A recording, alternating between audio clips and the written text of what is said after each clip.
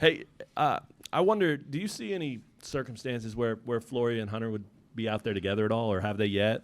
I tell you what, I thought that there still could be if we play zone probably, which we play a lot of zone, or at least we historically have. So probably not a ton, but maybe some opportunities too. There's still some things that we were exposed in a big way the other night, which would be good for us. That we got to figure out some other things first. I mean, like, let's get good at being who we are, and then maybe branch off after that, as opposed to trying to figure out ways to kind of tinker right now. Because I think we were exposed in a way that our meat and potatoes needs to get somewhat better in some different areas. And so right now I would say no early on, but and in large part because we be practicing or planning on doing something in a way that we haven't had Hunter out there. What he missed like 9 days, and then he practiced yesterday, but he's still probably not going to play. He's not going to play in the game tomorrow. At least I don't think he is as of now. And then we get, the other thing, to your point, we've got some pretty big games coming up in the first 10 days or 2 weeks of our season. So I don't know that we'll be able to get to a lot of stuff until maybe later on, stuff like that. And then with these exhibitions, like Illinois last year, Arkansas the other night, I mean, is that so much better for the guys to get that taste, that feel versus, and no disrespect to Fort Hays or Washburn or whatever, but is that so valuable for them to get a taste of that early? I don't know. When I was at Illinois, the first year I was there, we played like 7 teams that were all ranked in the top 20 by Christmas. The last year I was there, we didn't play anybody that was ranked in the top 20, in large part because we were starting all freshmen. Darren D. and Roger Luther, James. They were, and if they weren't freshmen, they were very, very young. And winning created just as much positives from a confidence standpoint as maybe going 4-3 against that monster schedule, so to speak, if that makes sense to you. Now, come NCAA tournament seeding stuff, it obviously is more essential. But to actually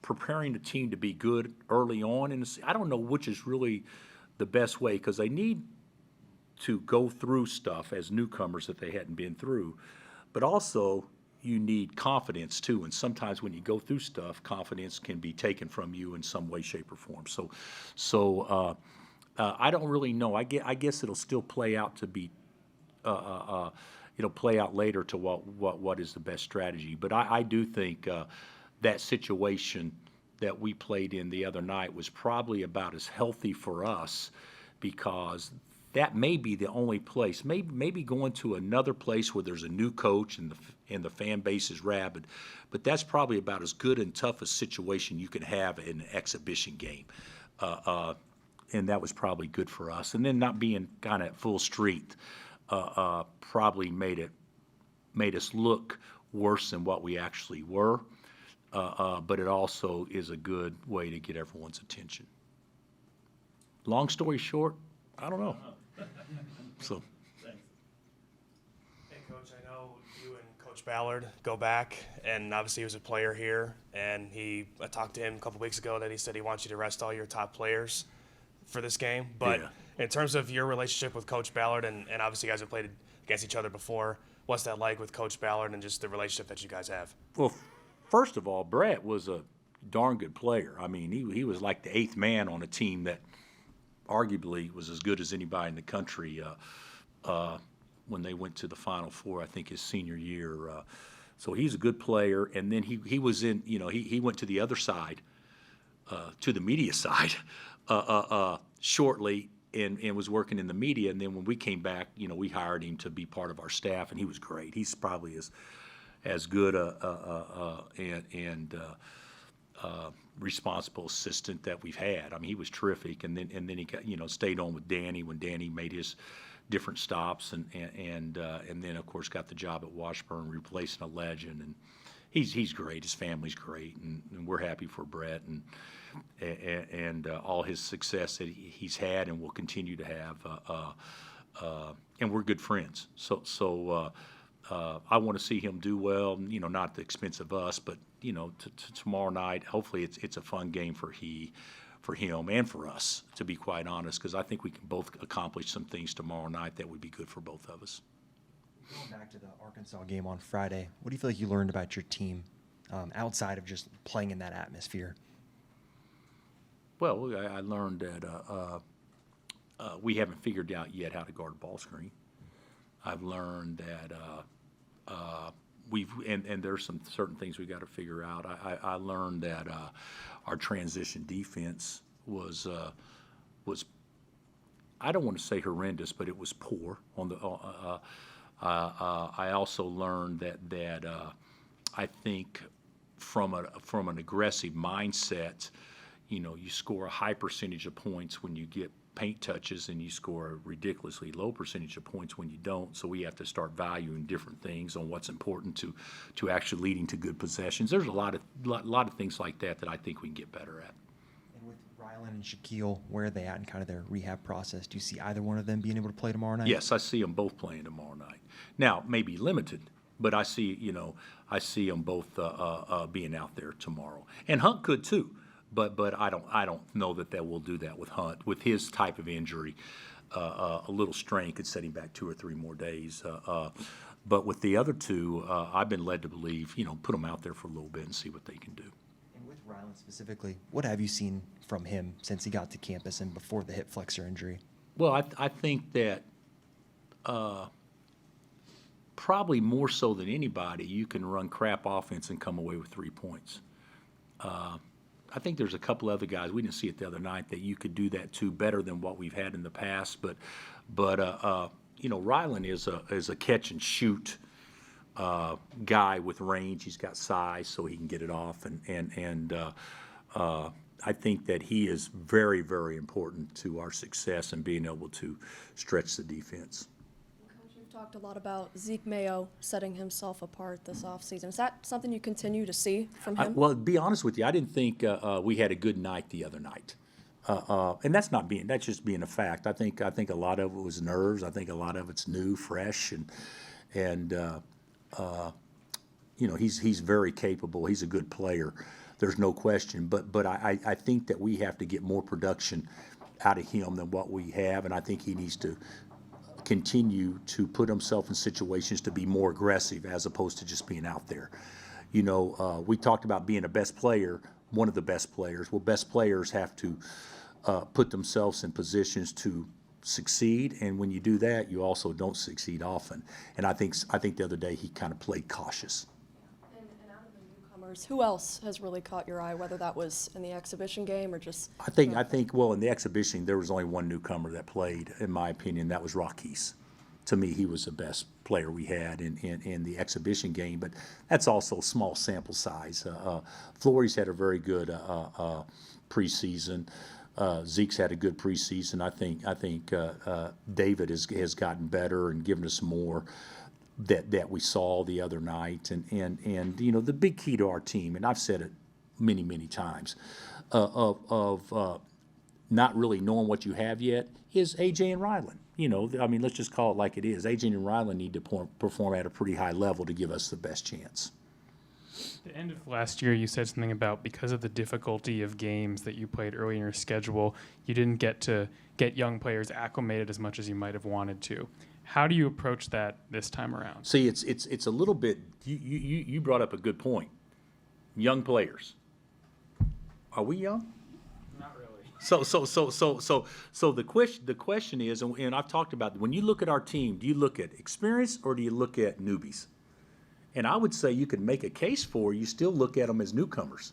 So even though they've been in another college program a couple of years, and so that's a good point. Hopefully, we're going to have a situation in some games where we can afford to do that more than we did last year. But the high-profile games obviously are not going to be games that you're worried about minutes. And I'm not saying you will in the other games, but the reality of it is, you're trying to win those games, at all costs on those particular nights.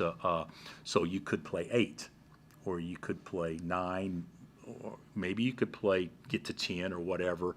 But I think your question may be one that I don't know the answer yet, because I think we are old, but I think we're inexperienced the way we do things, and so I really don't know if we handled it right with our schedule. But in all honesty, how do you turn down playing Carolina and Duke both within the first 2 weeks of your season? So those were givens we were going to do regardless. With so many new guys, was the film session more interesting or more valuable after? I thought I was just going to say long. No. It was good. The film session was good. We only watched about 15 minutes of real time of film, but that 15 minutes stretched out to an hour. But I thought the film session good. One thing about it, film doesn't lie. You can say you didn't do this or you didn't do that, and they'll say, oh yes I did, and then you can watch tape and say, oh no I didn't.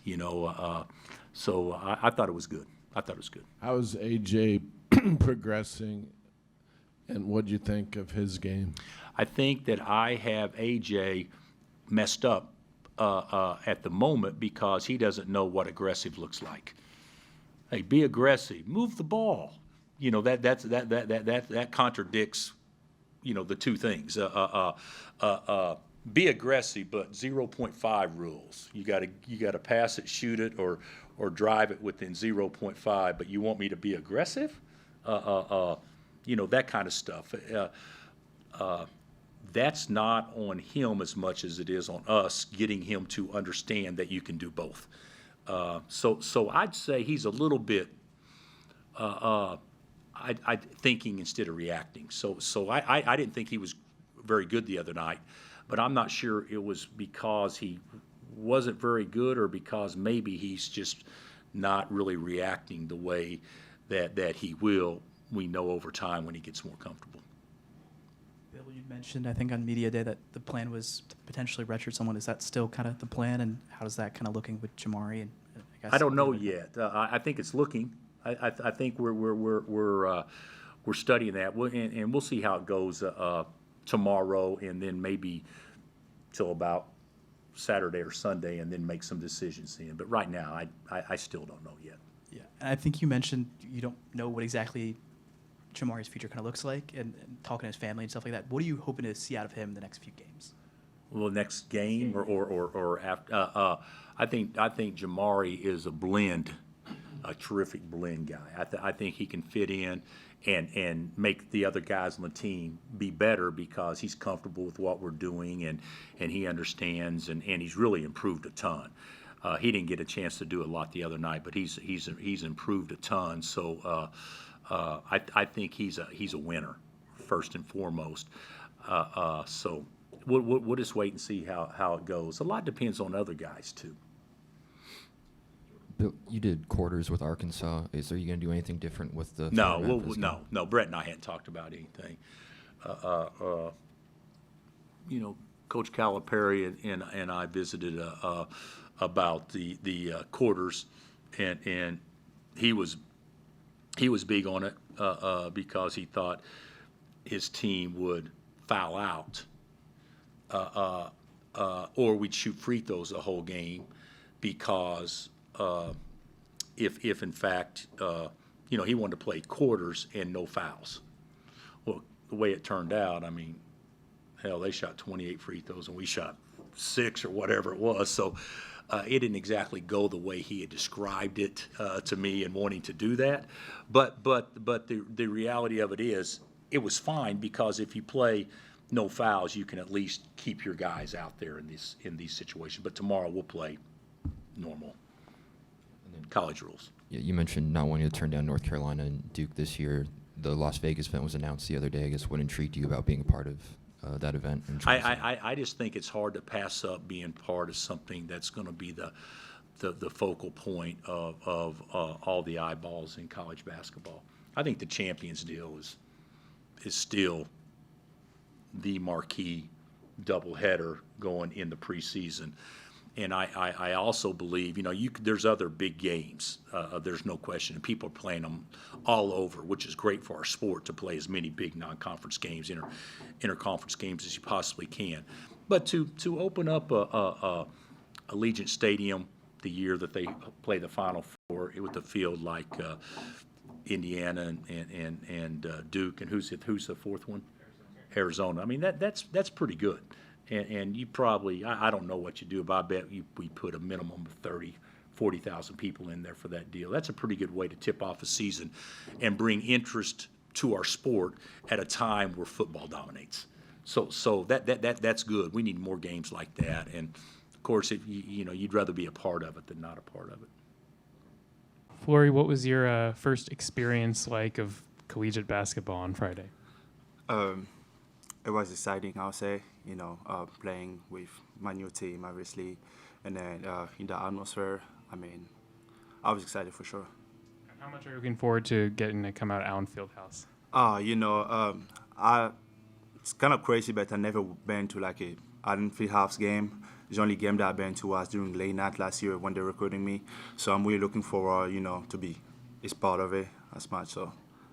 Have you talked to some of your teammates about what the atmosphere is like and what you can expect? Yeah, when I went to late night last year, that was obviously crazy, louder, you can't hear yourself talk. But they say during like a game day, that's even much fun and even more better. So I'm really looking forward. I'm curious, Flory, playing in your first kind of college basketball game, I know it was an exhibition, but what'd you learn about playing the college level? I learned a lot, I would say. Obviously, we got defeated, but I think it's like one of the best things that could happen to us because it's like early in the season, and then we know what we have to work on to get better at it. So I think that was like the standpoint about everything about the game. You just learn about our mistake and then do better next time. And for you personally, just what do you feel like you're able to show in that exhibition game? Excuse me? What were you able to show just for what you bring to the team in the exhibition game? Sorry about that. Yeah, so like when you're on the floor, for example, what are the things you felt like you were bringing to the team? Yeah. We talk about it with the coach. I want to be like a factor defensively and offensively. More defensively. I just trying like to be like a good factor on defense. It's like something I have to work on it as well. But be like a presence defensively. It's something I have to improve on. Did Hunter, Coach Self, kind of tell you about what they thought about how you played after the game or during the game? Yeah, pretty much. When we got back, we watched films and then put some point about what I did good or what I didn't improve on, and then obviously we got back, we practiced, and then try to improve every day. That was it. And kind of what do you want to improve on based off the game? I feel like it's a more I run, it's a more pressure that I put in the other team. So it's something I have to keep doing, just to put some pressure on the defense. And when they collapse, we have a pretty good shooters on our team. So just kind of like put some pressure inside so they can like free your shooters outside. So. Flory, I know the lineups are still kind of all over the place. Have you played much with Hunter on the floor at the same time? Nah, not really. I usually go against Hunt, which helped me a lot because I learned a lot from him. He's a great model, good basketball player, so going against him helped me a lot. And then kind of the same thing when you're out there with KJ. How do you like the two of you guys playing together, and what works, and what's the advantage that the team has when you're both out there? Yes, sir. Again, KJ is a great model. He's been here for 4 years now. He knows every trick, and then during the game, he kind of like just talk to me what to do, and then dictate to me what to do. So it really is helpful for sure. What are the main things you want to accomplish during this exhibition game on tomorrow? Obviously, I'll say don't do the same mistake against Arkansas, but I would say, put some pressure on the other team, be a big factor defensively, getting those, if we have those 50-50 ball, those just little things who nobody we thought about, but who can help the team to win. So that's what I'm looking forward for. Hey, Flory, we talked about what you learned, but did anything stand out to you about any of your teammates? Anything they did that either surprised you or just you took away from the game? Not really, obviously, we know if we make some mistake, we can't control it, but just what they told me, just keep your heads up, mistake gonna happen, just be you, be positive, and then we learn from it.